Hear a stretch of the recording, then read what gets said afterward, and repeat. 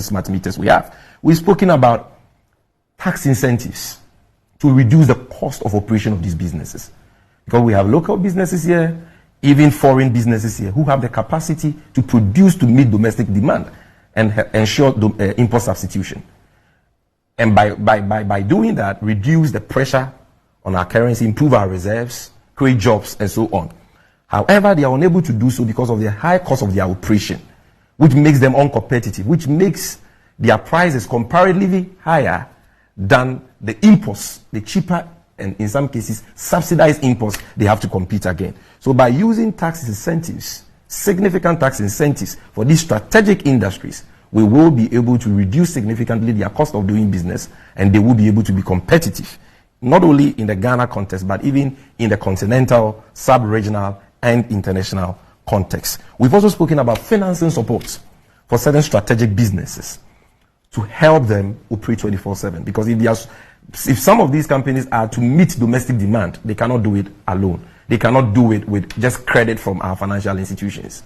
Knowing the high cost of credit, government must intervene. And it is for this reason that His Excellency John Dramani Mahama, before he left office in 2016, passed the Ghana Export-Import Back Bill, where we consolidated funds like the EDIF and so on, and decided that these funds should be channeled into the promotion of exports, production, not just for the domestic economy, but for exports. And some of these funds will be deployed to support these businesses. So once businesses are getting cheaper power and reliable power, once they are getting significant tax incentives, once they are getting financing support from the Exim Bank and other vehicles or platforms that we will be putting in place, and once they are operating, especially in an atmosphere of security and safety, we are sure that we will have a lot of companies and businesses running 24/7 in 3 shifts, and through that, there will be more jobs. Like President Mahama said,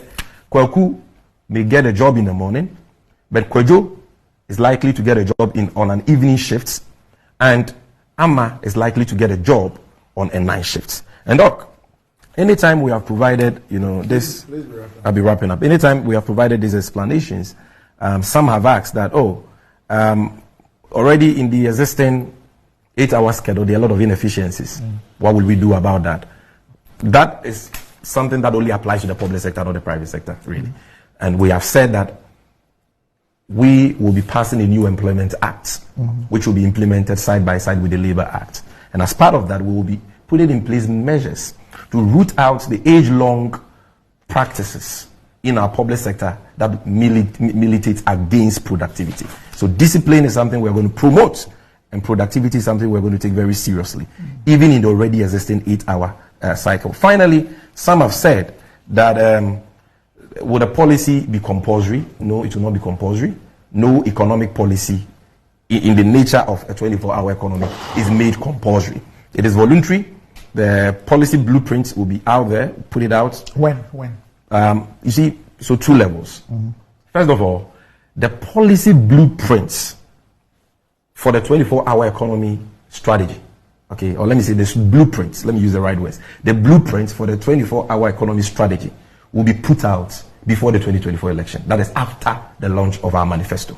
Okay. However, the implementation blueprints for the policy can only be put out after you have won power. And that implementation framework will have to take, will have to, have the inputs of various stakeholders, like organized labor, like AGI, like the Ghana National Chamber of Commerce, and so on. You need all their inputs. Federation So when of will Labor. you launch your manifesto?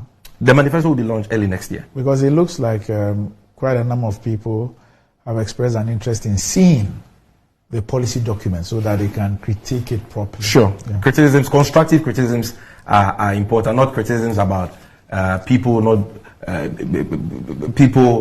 who have their wives cheating on them because they'll be working 24/7, not comical, criticisms like that. But constructive criticisms are welcome. President Mahama is open to that, and we will take all that on board, especially in the implementation blueprint, which will only be introduced after we have won power. And finally, Doc, some have said that if you are not going to make it compulsory, then you are leaving out the private sector. No, that is